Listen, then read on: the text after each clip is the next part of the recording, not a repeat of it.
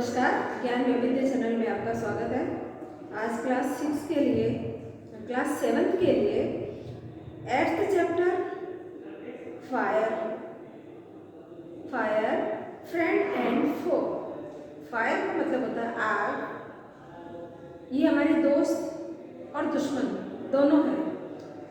इस चैप्टर में इसी के बारे में हम पढ़ेंगे कि आग जो है वो इंसान की दोस्त भी है और दुश्मन भी है।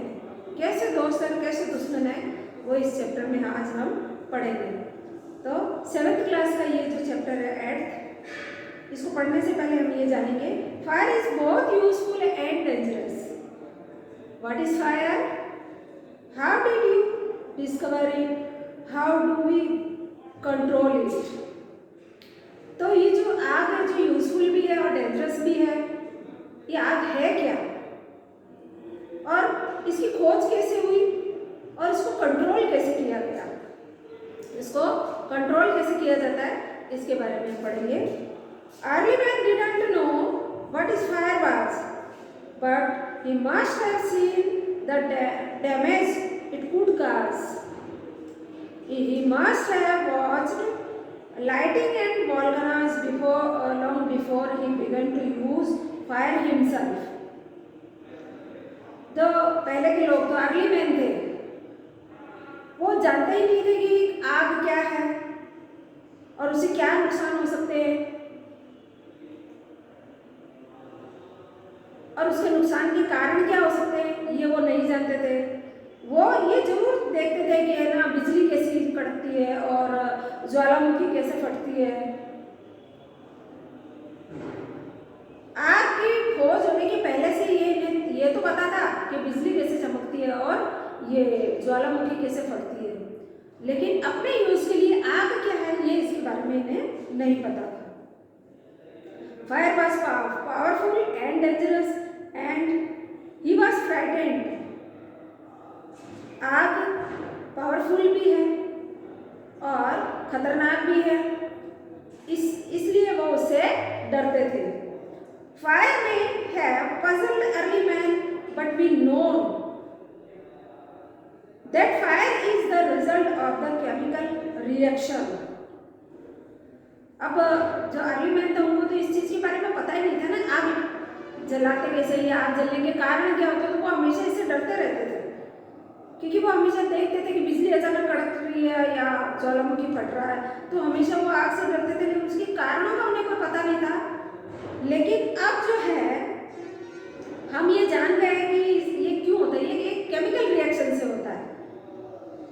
When the oxygen in the air combines with carbon and hydrogen in a fuel,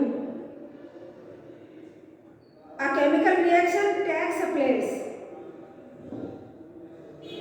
जब ऑक्सीजन हवा में जो ऑक्सीजन होती है, ऑक्सीजन हवा में होती है जिसे हम सांस ले पाते हैं, ऑक्सीजन हवा में होती है और वो कंबाइन होती है, किससे कंबाइन होती है? कार्बन और हाइड्रोजन से। इन फ्यूल होता है जिसको इन हिंदी में ईंधन कहते हैं, जो हमारे किसी न किसी काम आता है, जलाने से हमारा जिसका उपयोग करके हम अपना काम करते हैं उसे कहते हैं ईंधन। चाहे वो खाना पकाने के हो, चाहे कोई भाप बनाने के हो, कोई मशीन चलाने के लिए, किसी भी जो उपयोग के लिए हम जिस फ्यूल को यूज करते हैं उसे कहते हैं ईंधन। Energy in the form of heat and light is released in the process, this is that we call fire. जो हीट की पावर होती है, एनर्जी जो हीट में होती है वो और लाइट, ये दोनों इसमें प्रोसेस होती है, किसमें? फायर में, जिसे फायर कहते हैं। गर्मी भी होती है आग में और लाइट भी होती है। 3 things are needed to make fire. Fire के लिए 3 चीजें बहुत ज्यादा जरूरी है। वो क्या है? Fuel, oxygen and heat. ईंधन चाहिए भाई, हम जलाने के लिए हम ऐसे तो किसी चीज में आग नहीं लगा सकते ना, ऐसे तो डायरेक्ट थोड़ी मैजिक से थोड़ी आग लगा सकते हो, जलने के लिए कुछ ना कुछ तो चाहिए ना। तो सबसे पहले ईंधन जो जलता है, फिर ऑक्सीजन और फिर हीट। जिससे हम आग जला सकते हैं। वुड, कोयल, cooking gas and petrol are some example of fuel. और इसके एग्जाम्पल्स क्या हैं? लकड़ी, कोयला, कुकिंग गैस एंड पेट्रोल, ये जो है एग्जाम्पल है किसके? ईंधन के। Oxygen comes from the air, that is why when you blow on the smoldering paper it often bursts into flame।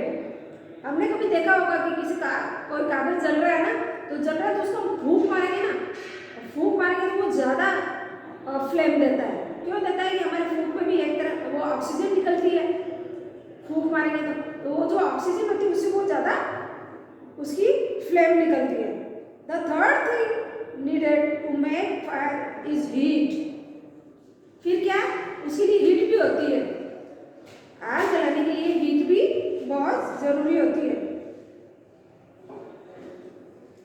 Fuel and oxygen do not make fire themselves, or as a newspaper or stick laying in the open would catch fire on its own.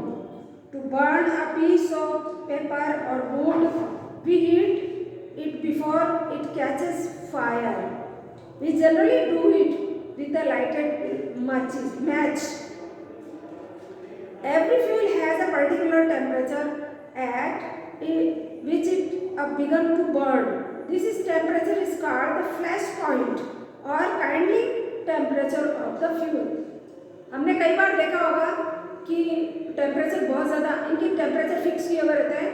कोई भी temperature जिसको flash point बोलते हैं। Heat जो होती है और temperature जिसमें बहुत ज़्यादा हो जाता है तब भी वहाँ अचानक आग लगने की संभावना हो जाती है। किसी चीज़ के घर्षण से, मैंने जब ये पहले अर्ली मैन जो थे वो क्या करते थे? पत्थर को बहुत ज़ोर से रगड़ते थे, तो उसमें वो हीट उत्पन्न होती थी और उससे वो आग जलती थी। तो हीट बहुत ज़्यादा जरूरी है। जैसे कि हम वो जो माचिस की तीली है उसके ऊपर रगड़ते हैं, इसमें मैच बॉक्स के ऊपर, तो उससे आग जल जाती है। तो ये एक तरह का हीट के लिए फ्लैश पॉइंट होता है। It is sometimes said that fire is a good servant but a bad master. It only means that fire is a very useful as long as it kept under control. आग के लिए वो हमारे लिए काम करती है तब तक सही है एज ए सर्वेंट, पर यदि वो हमारी मालिक बन जाए तो बहुत खतरनाक है। यदि वो मालिक बन जाए तो बहुत ही खतरनाक है। तो उसके लिए हमें उसको कंट्रोल में रखना बहुत ही ज़्यादा ज़रूरी है। For instant we use it to cook our food, warm our house in winter and the generate electricity. जैसे कि हम अपने घर में खाना पकाने के लिए जो यूज़ करते हैं आग का, या घर को गर्म करने के लिए सर्दियों में, या इलेक्ट्रिसिटी जनरेट करने के लिए, तो देखते हैं ना हम कभी कभी असावधानी होते ही झट से घर में आग लग जाती है। जिस ईंधन को हम यूज़ करें उसको ढंग से यूज़ करना पड़ता है। जरा से भी आउट ऑफ कंट्रोल होता ही वो घर में आग लगा देती है। कई बार तो ऐसे होता है कि जैसे विंटर में, सर्दियों में घर को गर्म करने के लिए हमारे यहाँ तो इतनी जरूरत नहीं पड़ती, लेकिन यूरोप जो देश है, यूरोप के जो देश है, वहाँ पे तो एनी टाइम घर को गर्म कर रखना पड़ता है। वहाँ की जो जलवायु है वो बहुत ठंडी होती है, तो कई बार उसमें जरा सी असावधानी होने से घर में आग लग जाती है। और इलेक्ट्रिसिटी में भी जरा सा भी शॉर्ट सर्किट होता ही और आग लगने की संभावना हो जाती है। तो उसको हमें हमेशा हर चीज़ में कंट्रोल और सावधानी रखनी बहुत जरूरी होती है। But on the other hand if fire gets out of control it can be very dangerous. यही बताया मैंने कि यदि वो आउट ऑफ कंट्रोल हो जाए तो हमारे लिए बहुत ही खतरनाक हो जाती है। Each year thousand of homes and shops are damaged by fire. हर साल हजारों लोग और घर और दुकानें वो जो है वो इसकी वजह से जल जाती है, आग की वजह से, क्योंकि वो आउट ऑफ कंट्रोल हो जाती है। Vast areas of forest are also destroyed and hundreds of people are killed or injured. West area में जो जंगल वगैरह आते हैं, फॉरेस्ट बड़े बड़े, उनमें जरा सा भी कहीं पे कहीं थोड़ी सी भी आग वहाँ पे पकड़ ली और नहीं ध्यान दिया तो पूरा का पूरा जंगल और हजारों और सैकड़ों लोग उसमें मर जाते हैं या इंजर्ड हो जाते हैं। आपने न्यूज़ में कई बार देखा होगा कि देशों में बाहर के देशों में कैसे जंगलों में आग लगी और महीनों महीनों तक वो आग बुझती नहीं है, उससे कितना भारी नुकसान होता है। Just as three things are needed to start a fire, there are the three main ways in which a fire can be put out. In each one of the three things needed for burning is taken away. जैसे कि मैंने बताया कि तीन चीज़ें बहुत ज़्यादा ज़रूरी होती है आग को जलाने के लिए। वो तीन रास्ते ऐसे होते हैं जिससे हम आग को हमारे पास रख सकते हैं। In each of them three things needed a burning to taken away, उसे जलाने से दूर भी हम रख सकते हैं। For example we can take away the fuel. If the fire has no fuel to feed on, no burning can take place. We often let a fire die out simply but not adding more fuel to it. Example के लिए हम अपने जो आसान है उसको ईंधन को थोड़ा दूर रख सकते हैं।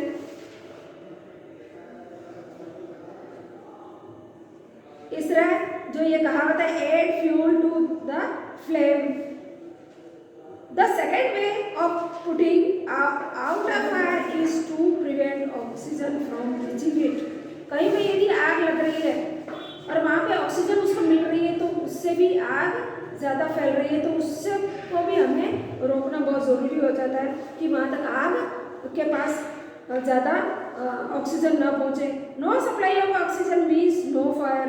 यदि आग के पास ऑक्सीजन सप्लाई नहीं हो रही है इसका मतलब आग वहाँ पे ज़्यादा नहीं लगेगी। Small fire can be put out और स्मूदर्ड विद द डैम्प ब्लैंकेट और अ shake.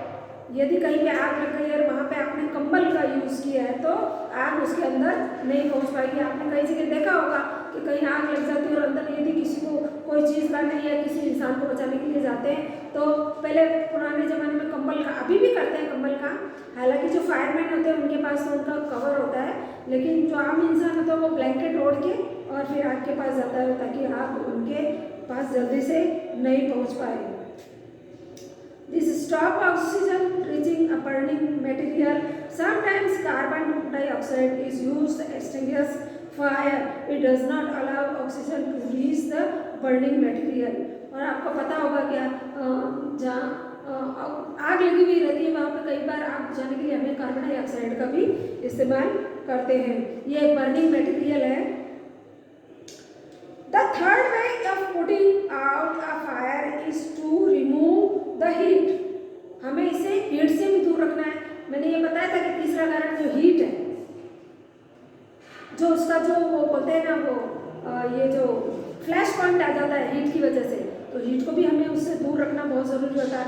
If the temperature can be brought down below the flash point से पहले नीचे हो गया, द फ्यूल स्टॉप बर्निंग, तो वहीं पे आग जल्दी कम हो जाएगी। और यदि वहाँ पे गर्मी बहुत ज़्यादा मिलती रही उसको तो आग ज़्यादा जलने लग जाएगी। तो ये हीट भी है जो जलने में सहायक है, इसलिए हमें इसको भी रोकना चाहिए। ये तीसरा पॉइंट है। आग को रोकने के लिए you blow on the burning matchstick और candle to put it out. In doing so you remove the hot air around the flame, bringing down the temperature below the flash point. Flash point से हमको उसको नीचे ही रखना पड़ता है। और जैसे बताया कि मैच स्टिक और कैंडल है वो पुट इट आउट, उसको उससे अलग रखना चाहिए। और and the candle goes out, sometimes water is spread on fire. हमें पता है कि हम लोग जब घर में कोई चीज़ जलाते हैं तो हमको उसको थोड़ा दूर रखते हैं अपने से, ताकि ना आग हमारे कपड़ों में या कुछ किसी चीज़ में न लगे। और कई बार तो ज़्यादातर हम आग बुझाने के लिए किसका यूज़ करते हैं? पानी का। पानी से नॉर्मली जो आग जल रही है ईंधन से वो तो बुझ जाती है।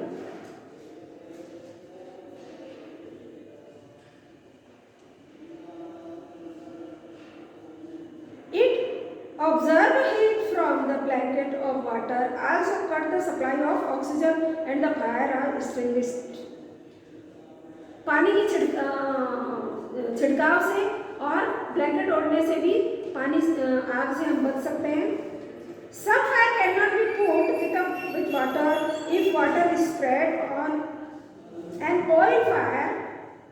The oil will float to the top of the water and continue to burn.